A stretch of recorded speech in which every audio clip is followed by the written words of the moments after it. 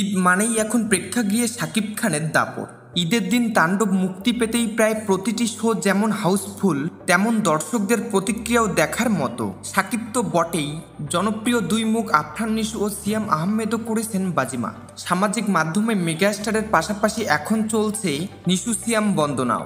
দর্শকদের কেউ কেউ বলছেন ভিন্নধর্মী লুক, সংলাপ ও অ্যাকশন দিয়ে মেগাস্টার বেস্ট হলেও কেমিওতে নিশু সিয়ামরা ছিলেন মেন্স অব দ্য ম্যাচ।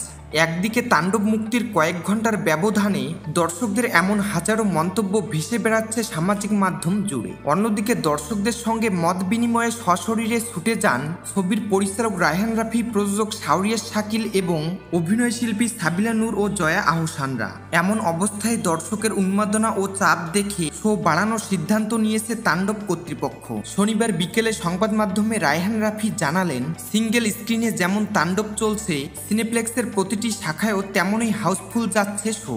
ঈদের প্রথম 3 দিনের অগ্রিম টিকিট প্রায় শেষ। এদিকে তাণ্ডব এর প্রযোজক শাওরিয়ার শাকিল বলেন, আমার বিশ্বাস দর্শকের যে আগ্রহ দেখা যাচ্ছে তাতে তাণ্ডব সিনেপ্লেক্সে ইতিহাসের অন্যতম সর্বোচ্চ সংখ্যক শো এর ছবি হয়ে উঠবে।